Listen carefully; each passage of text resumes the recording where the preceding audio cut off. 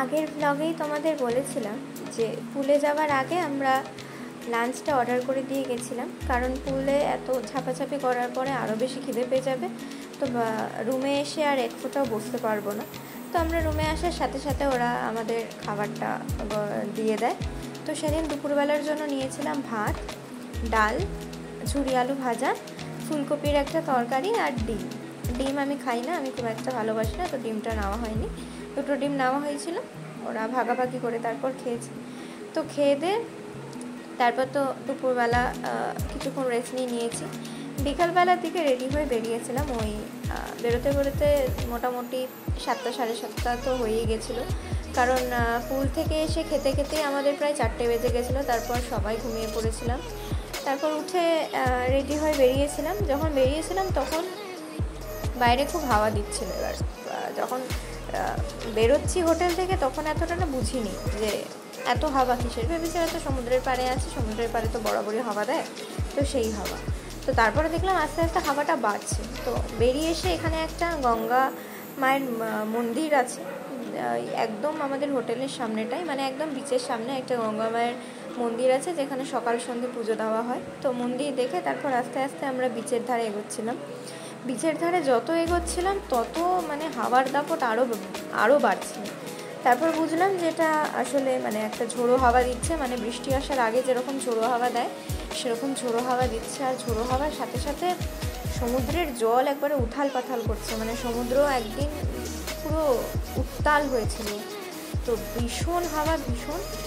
তো তারপর যাই হোক, অনেক দেখলাম যে এই হাওয়ার চোটে অনেকে বসেও যেমন আছে, অনেকে দেখলাম আবার চলেও যাচ্ছে। আর আমাদের যেতে যেতে মোটামুটি 8টা যখন বেজে গেছিলো, সন্ধ্যের দিকটা এখানে ভিড়টা বেশি থাকে, তো 8টার দিকেও ভিড় কম ছিল বলবো না, রাস্তায় প্রচুর লোক ছিল।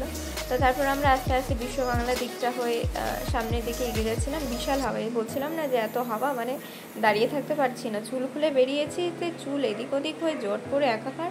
তারপর চুল তো বেঁধে নিয়েছি, এত হাওয়া দিচ্ছে, মানে যে কোনো সময় ভেবেছিলাম বৃষ্টি নামতে পারে। ছাতা তো কিছু নিয়ে যায়নি, ভেবেছিলাম বৃষ্টি নামতে পারে, বাট থ্যাঙ্ক গড যে বৃষ্টি হয়নি। খুবই হাওয়া দিচ্ছিল ঝড়ের মতো। তো দুপুরবেলা সেদিন অনেক দেরি করে খেয়েছি, এত দেরি করে খাবার অভ্যেস নেই। বিকেলবেলা বেরিয়ে জাস্ট টুকটাক ওই মোমো, চিকেন পকোড়া এই সমস্ত কিছু খেয়েছিলাম। তো এই সমস্ত কিছু খাওয়ার পর খেয়েছিলাম মোটামুটি 9টার দিকে। এই সমস্ত কিছু খাওয়ার পর রাত্রে তো খাওয়ার মতো আর ইচ্ছাই ছিল না যে ভারী কিছু ডিনার করব।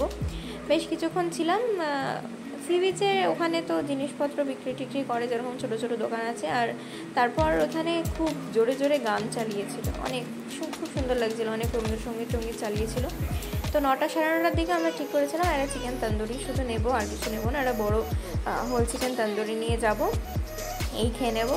তো ওরা দুজন চলে গেছিলো, আমি ওয়েট করছিলাম, আমরা দুজন দাঁড়িয়ে ওয়েট করছিলাম যে কখন খাবারটা দেবে। খাবারটা দিতে দিতে প্রায় 10:30 হয়ে গেছিলো। আমরা 9:40-45 থেকে ওয়েট করছি, খাবারটা দিতে দিতে প্রায় 10:30 হয়ে গেছিলো। তো তারপর আর অনেক দেরি হয়ে গেছিলো, সি বিচটা ফাঁকা হয়ে গেছিলো, আর বেশিক্ষণ ওয়েট করিনি। তারপর খাবারটা নিয়ে চলে এসেছিলাম। খাবারটা নিয়ে রাতে ওটাই ডিনার করি।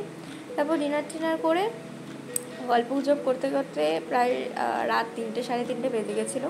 3টে সাড়ে 3টের সময় বাইরের এই লনটায় এসে বসেছিলাম। চারিদিক অন্ধকার, আর দূর থেকে একটা সুন্দর রবীন্দ্রসঙ্গীত গান ভেসে আসছে, আর একদম অন্ধকার, কোনো জনপ্রাণী দেখতে পাওয়া যাচ্ছে না। রাতের বেলা খুব সুন্দর লাগছিলো, বাইরেটা বসে দারুণ সুন্দর হাওয়া দিচ্ছিলো।